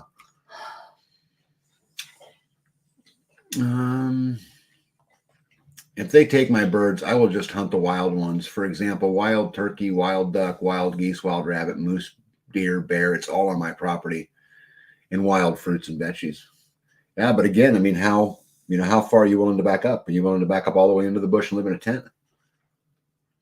And there's no more Uncle Ben. He's gone off the box, and it's just called Ben's. Yeah. Really? Yep. Removed the Indian and kept the land. How U.S. government. Pack rat. He's right. You are right on. Yeah, he's absolutely right. Kept the land and lakes. Yep, they can harass me for 6 more weeks, then I'm on vacation. Yes, you are. You should tell them that your records are complete. Well, I would actually argue, since you're leaving anyway, that you make sure that they know that one of the major considerations for you leaving was this issue. Yeah. You're leaving because of it? Uh-huh. Yeah. And try to get it on record that you're leaving because of it. Because as these lawsuits come out, right, about COVID and about all of those things, it may keep options on the table for you. May not, but may. Land O'Lakes got changed about the same time Uncle Ben and Aunt Jemima. Yeah. It's ridiculous. But they kept the land. That was well said. Our country here has almost no restrictions for any building other than with septic systems. You can build whatever your little black heart desires. Yeah, we got about the same thing here. Yeah. Hey, Farm Ranch Homestead. Everything is great here. Yep, Tim Riley, good evening to you. Where are we at here? Ben and Jemima, too woke for these folks, clearly. Oops. One more rock. Because there's a bill up right now to remove Native American children from their family. What? I'd love to hear more about that. What is that? I've never heard it. One could make a business out of selling old boxes, containers with the politically incorrect versions. Yeah, I bet people would buy them too, just as a form of rebellion. When it really hits the fan, I think game wardens will become extinct. Hungry people get desperate. Ugh. Hey, I come across a new term I had never heard before, but have you guys ever heard of the term anarcho-tyranny? No. I had never heard of it. I don't get out much, though. Yeah, you don't. Anarcho-tyranny is a concept where the state is argued to be more interested in controlling citizens so that they do not oppose the managerial class, rather than controlling real criminals, causing anarchy. Laws are argued to be enforced only selectively, depending upon what is perceived to be beneficial for the ruling elite. What do you guys think about that? I'd never heard this term before. No. The state is scared of real criminals. I actually think the state likes real criminals because it keeps us, to some level in fear. I don't know. Anyway, I thought that was super, super interesting. All right, what else do you got, babe? Because I got a story I'm going to read to you guys, which will take me a little bit. So I'm going to drink some milk. No, you go first. No, I'm done. We've hit all of my, in some way or another, we've hit everything that I had on here. Okay, I found this story, you guys, and as we kind of work on closing out tonight, I thought I would read this to you guys because to me it was just. You guys know my struggle with faith, and you know how I've been very vocal about it. I'm kind of pretty upfront about it, but this story touched me, and so thought I would share it with you guys. It says Jim preaches, this was in a newspaper. It says Jim preaches at a church in the slums of New York. He tells the following story. It was Easter Sunday, and I was so tired at the end of the day that I just went to the edge of the platform, pulled down my tie, sat down, and draped my feet over the edge. It was a wonderful service with many people coming forward. The counselors were talking with these people.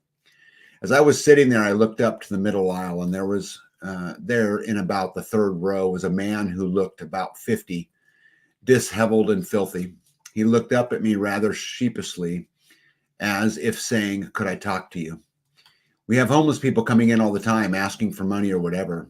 So as I sat there, I said to myself, though I am ashamed of it, what a way to end a Sunday.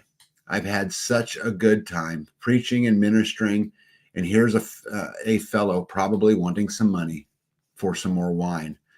He walked up, and when he got within about 5 feet of me, I smelled the horrible smell like I'd never smelt in my life. It was so awful that when he got close, I would inhale by looking away, and then I'd talk to him and then look away to inhale because I couldn't inhale facing him. I asked him, "What's your name?" He said, "David." "How long have you been on the streets?" He said, 6 years.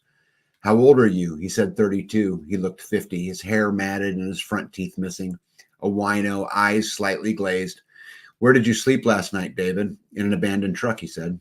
"I keep my back pocket a money clip that also holds some credit cards. I fumbled to pick one out, thinking I'd give him some money. I won't even get a volunteer. They are all busy talking with others. Usually we don't give money to people. We take them to get something to eat. I took the money out. David pushed his finger in front of me and said, "I don't want your money. I want this. Jesus, the one you were talking about, because I'm not going to make it. I'm going to die in the streets." I completely forgot about David, and I started to weep for myself. I was going to give a couple of dollars to someone God had sent to me. See how easy it is? I can make the excuse I was tired, but there is no excuse. I was not seeing him the way God sees him. I was not feeling what God feels. But oh, did that change? David just stood there. He didn't know what was happening. I pleaded with God to forgive me. Please forgive me. I'm so sorry to represent you this way. I'm so sorry. Here I am with my message and my points, and you send someone that I am not ready for. Something came over me. Suddenly, I started to weep deeper, and David began to weep. He fell against my chest, as I was sitting there. He fell against my white shirt and tie, and I put my arms around him, and there we wept on each other. The smell of his person became a beautiful aroma. Here is what I thought the Lord made real to me. If you don't love this smell, I can't use you, because this is why I called you where you are. This is what you are about. You are about the smell. Christ changed David's life. He started memorizing portions of scripture that were incredible. We got him a place to live. We hired him in the church to do maintenance, and we got his teeth fixed. He was a handsome man when he came out of the hospital. They detoxed him for 6 days. He spent that Thanksgiving at my house. He also spent Christmas at my house. And when we were exchanging presents, he pulled out a little thing and he said, "This is for you." It was a little white hanky, and it was the only thing that he could afford. A year later, David got up to talk about his conversion to Christ. And the minute he took the mic and began to speak, I said, that man is a preacher. This past Easter, we ordained David. He is an associate minister of the church over in New Jersey. And I was so close to saying, here, take this. I'm a busy preacher. We can get so full of ourselves. Lord, thank you for sending others our way. May we never stop seeing them as your precious children, no matter how busy or tired we become. Isn't that a cool story? That is nice. And I've always had this big thing in my life about, I'm quick to smell out a hypocritical Christian. Yeah. And I don't like it. It's a way to, absolutely get under my skin in a hurry, is that. And because I've seen so much tribulation in my life disguised as Christianity. And I'm super, super quick to do that. But when I found this story today, it really reminded me of what Christianity, not even Christianity, let's not even say that, stop right there, what faith is really supposed to be, right? It's not about, send me your money. It's not about all of that. It's about that guy hugging that other guy, even though he could do nothing for him. Yeah. And I think that was just super, super powerful to me anyway. You see, Packrat says, the old deacon would say, you've got to be ready to touch the stinky things. We made fun when we were 3 decades younger, but this is what he meant. Oh, sorry. That's just noise right in the microphone, and they're probably going, what is that noise? I was flipping a cough drop between my fingers. Anyway, playing with a wrapper. She took care of it, right? Yeah, it was a really cool story. And when I seen it, and again, you guys know how I am, right? I have my own issues, but I really like that because I think to me, it really signifies to me what it was really supposed to be about. And, we make it up to be about all these other things, right? And, I've been to many, many churches. I walked out of angry, right? Yeah. But maybe there's something else to all of that. So anyway, I don't know why that story came to me. It touched you. But I thought I would definitely share it with you guys because I thought it was just that cool. It was that cool. Yeah, well, it's pretty cool, wasn't it? Let me get rid of pack rats here. Hey, I got 2 more slides tonight. None of them are all that critical, but you guys know how I like to show you guys pictures that there's messages in. And, you guys remember the Obey one that I showed you guys from a long time ago that was in that movie set of those people standing there and it said Obey across it. I got another one for you that I think is super fascinating. And tell me what you guys think of this picture. 2 women hugging. Yeah, in tiger stripe. I'll just leave that up there. Well, that's a woman and that's a woman. I don't know what they're holding in the middle. Looks like another person. It does look like another person, like a kid. Uh-huh. Or maybe it's a tiger. But if you squint your eyes, you can see That's something different. That's right. Love Runs Rampant has it. And so I think as the, as I read you guys that story about, that minister and about his faith and how he interpreted his faith, sometimes it's not so easy to see. Sometimes it's staring right at you, with 2 tiger stripe ladies wrestling a third lady with a tail in the back or whatever that is. Yeah. 2 girls hugging, insinuating in Jesus' face. Ludicrous. Yeah, I thought this picture was super fascinating to me. But anyway, I just thought I'd share it with you guys because I like those crazy kind of things. Yeah, Starla says, I do not like that picture. Looks like AI gone bad. Yeah, I mean, I think it depends on how you interpret the two girls hugging, right? Are they really hugging or are they wrestling? I don't know. I don't have any idea, but yeah, Mo says looks like AI gone bad. Yeah, crazy, huh? Well, babe, it's almost 2 hours. Let me see if I got anything else on my list. I wrote down for Big Kid that we needed to make sure we got the bloody butcher corn planted, right? Oh, China, by the way, bought 72 million troy ounces of gold this month. Who? China, which is really fascinating because it's at an all-time high. They're buying it at the peak of the market. It's never been so high. Great. Hey, Jules wanted to remind me here, the link tree to unique prepping, as I mentioned to you guys before, we're trying to get Zach set up with the technology that he needs to be able to go spread his message. And so for any of you guys out there who feel, again, the need to do so, that's the link in which, we can take care of those things. Well, babe, how you want to leave all this tonight? Don't get sidetracked? That's what I wrote down. Sidetracked with what? Don't get sidetracked with all the crazy that's going on. There's this that's crazy and this that's crazy and this that's crazy and this gets crazy. Focus on what you can do and hold the line. Because it seems like we're backing up, and we're just allowing and allowing and allowing. So we need to not get sidetracked. Focus on what you can do. Plant something. Yeah, so talk about that a little more. Plant something. Are you referring just to flowers and you're just to vegetables? If you're going to eat them, yeah. The cancer meat, the injection lettuce, the bird flu going to cows, the fires in Texas killing cows, we can get sidetracked by so much that's going around, or we can put all of our energy into growing something that you can eat or something that you can use to better yourself. Garlic, we can eat it. We can also use it for medicinal purposes. I know you don't like the smell. Not overly. Especially if I eat a whole jar. Yeah, which she does do. We need to continue on with our mission and keep at it. Spread that word. Help somebody else do it. That's what I was getting at right there, was planting a seed is more than planting a vegetable or a flower. You can be planting the seeds of freedom with everybody you meet. Right. You can be planting those seeds in every community and every church group. You can be planting those seeds. Guys, it's time to stand up. I mean, as long as we sit behind the scenes and wait, well, then we're going to be back in a corner, back in a corner, and back in a corner. Yep. At some point, we've got to stand up and say, that's kind of enough. I found this picture, and I'm going to leave you guys with this before we get out of here. It says, stop imagining the apocalypse and start imagining the revolution. And I don't mean this in any violent kind of way, but I mean the revolution of taking our freedoms back, the revolution of growing our own food, the revolution of taking care of ourselves, taking care of our neighbors. We have to invest in all of it, but let's stop imagining the apocalypse and let's start imagining the revolution. We'll see you guys. Good night, everybody. Hold the line.